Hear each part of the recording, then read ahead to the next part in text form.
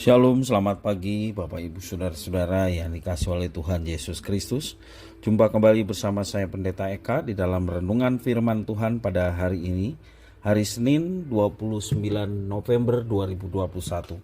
Sukacita dan damai sejahtera dari Tuhan kita Yesus Kristus kiranya terus menyertai kehidupan kita sekalian, yang pastinya mendatangkan kebahagiaan buat kita. Puji nama Tuhan. Sampai pada pembacaan kita hari ini, kitab Ayub pasal yang ke-7. Kiranya firman Tuhan yang kita baca sungguh memberkati kita. Puji nama Tuhan.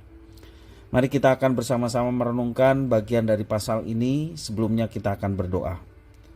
Tuhan Allah Bapa di surga, yang kami puja sembah dalam nama Tuhan Yesus, kami sungguh bersyukur dan berterima kasih untuk setiap kebaikan Tuhan yang boleh nyata dalam hidup kami sampai pada pagi hari ini. Kami boleh terus mengalami cinta kasih Tuhan. Tidak ada yang bisa kami balas selain memuji menyembah Tuhan dan selalu dekat dengan Tuhan untuk memahami apa yang Tuhan kehendaki untuk kami lakukan. Karena itu kami membaca firman Tuhan dan merenungkan. Mampukan kami Tuhan bukan saja untuk memahaminya, tetapi menggenapi setiap firman Tuhan dalam hidup kami. Terima kasih Bapa. Demi nama Tuhan kami Yesus Kristus, kami sudah berdoa dan bersyukur. Haleluya, amin. Bapak Ibu Saudara-saudara yang dikasihi oleh Tuhan, kembali saya ulang baca ayat yang 11 sampai 16, Ayub pasal 7. Demikian firman Tuhan. Oleh sebab itu aku pun tidak akan menahan mulutku. Aku akan berbicara dalam kesesakan jiwaku, mengeluh dalam kepedihan hatiku. Apakah aku ini laut atau naga sehingga engkau menempatkan penjaga terhadap aku? Apabila aku berpikir tempat tidurku akan memberi aku penghiburan dan tempat pembaringanku akan meringankan keluh kesahku, maka engkau mengagetkan aku dengan impian dan mengejutkan aku dengan hayal, sehingga aku lebih suka dicekik dan mati daripada menanggung kesusahanku. Aku jemu, aku tidak mau hidup untuk selama-lamanya. Biarkanlah aku, karena hari-hariku hanya seperti hembusan nafas saja.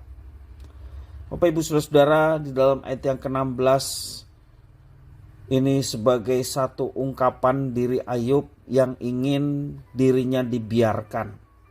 Dia mengatakan, aku jemu, aku tidak mau hidup untuk selama-lamanya. Biarkanlah aku, karena hari-hariku hanya seperti hembusan nafas saja. Ayub berdoa dengan jujur tentang ketidakadilan, penolakan, penderitaan, dan beratnya kehidupan yang sedang dialaminya. Ayub mengatakan dirinya sudah jemu hidup dan meminta Tuhan membiarkan saja dirinya. Ayat yang ke-15 mengatakan lebih suka aku dicekik mati.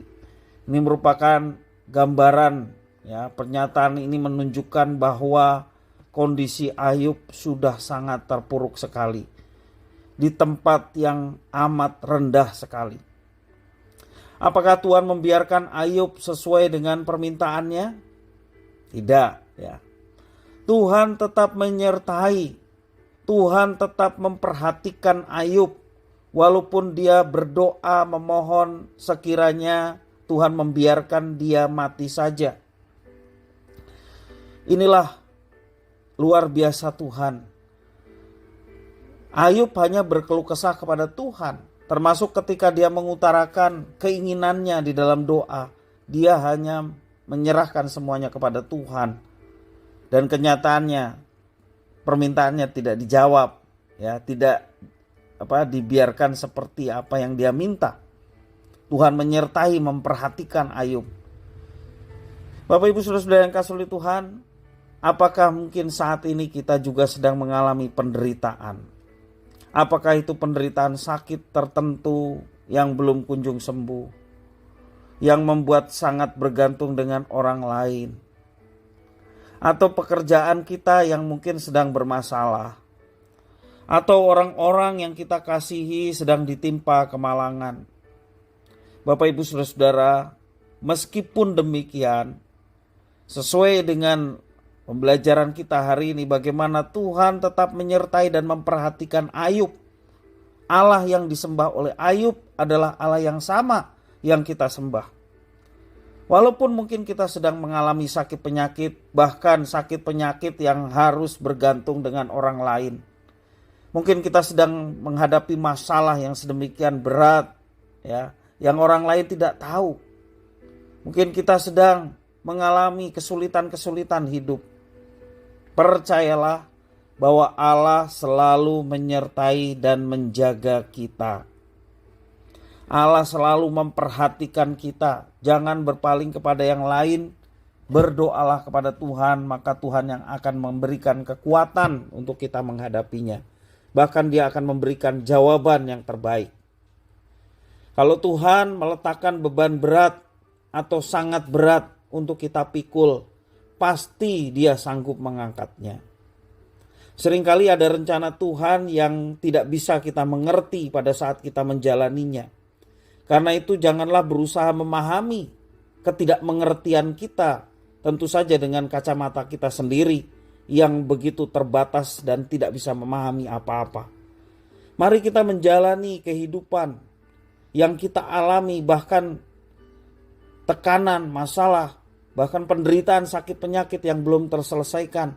Mari kita jalani semua itu, kita terus berdoa dan meminta kepada Tuhan, maka Tuhan yang akan menolong tepat pada waktunya. Seberat apapun kehidupan yang sedang kita alami, jangan pernah meminta Tuhan meninggalkan kita. Tetaplah kita percaya bahwa penderitaan yang terjadi adalah bagian dari rencana Tuhan yang akan dinyatakan yang terbaik dalam kehidupan kita. Karena itu jangan kita berpaling, jangan kita menjadi putus asa. Sekalipun mungkin kita meminta Tuhan membiarkan kita. Kalau Tuhan memperhatikan Ayub, demikian juga Tuhan tetap memperhatikan hidup kita. Bapak Ibu Saudara-saudara yang dikasihi oleh Tuhan, Allah begitu tahu keberadaan kita. Allah begitu tahu beban hidup kita. Karena Dia pun pernah menjadi manusia, yaitu Yesus Kristus. Dia tahu segala kelemahan kita, maka Dia menanggung setiap kelemahan, beban hidup, bahkan dosa-dosa yang telah kita perbuat sebagai pelanggaran di hadapan Tuhan. Dia yang menanggung di kayu salib, sehingga kita dibebaskan dan dilepaskan. Kalau berkat terbesar saja yaitu pengampunan Tuhan mau berikan, apalagi persoalan-persoalan yang ada dalam hidup kita. Bagi Tuhan tidak ada yang mustahil untuk Dia selesaikan. Marilah kita senantiasa bergantung dan berdoa kepada Tuhan, karena itulah kekuatan orang percaya. Karena kita meyakini Tuhan yang berkuasa, Dia yang akan memberikan jawaban tepat pada waktunya. Biarlah firman Tuhan ini boleh memberkati kita sekalian. Mari kita berdoa. Tuhan Allah Bapa di surga, yang kami puja sembah dalam nama Tuhan Yesus. Terima kasih atas firman Tuhan yang mengingatkan kami kembali untuk senantiasa bergantung kepada Tuhan. Di tengah persoalan yang belum terselesaikan, bahkan sakit penyakit yang belum sembuh, ataupun persoalan pekerjaan, persoalan ekonomi, persoalan relasi yang saat ini sedang kami hadapi dan menjadi masalah dalam hidup kami. Tuhan, kami tidak mau berpaling kepada yang lain. Kami hanya mau berpaut kepada Tuhan. Kami mau mengimani bahwa apa yang Tuhan rancangkan adalah yang terbaik dalam hidup kami. Kalau Tuhan izinkan semua ini terjadi, Tuhan ingin supaya kami kuat. Tuhan ingin supaya kami bergantung kepada Tuhan. Maka pada saatnya Tuhan akan menyatakan yang baik, indah pada waktunya, sesuai dengan rencana dan waktu Tuhan. Terima kasih ya Tuhan, kami mau terus belajar mengandalkan hidup kami hanya kepada Tuhan. Karena kami tahu bahwa Tuhan yang memberikan kekuatan dalam hidup kami. Terpujilah nama-Mu ya Tuhan. Inilah doa permohonan ucapan syukur atas firman Tuhan. Demi nama Tuhan kami Yesus Kristus, kami sudah berdoa dan bersyukur. Haleluya. Amin.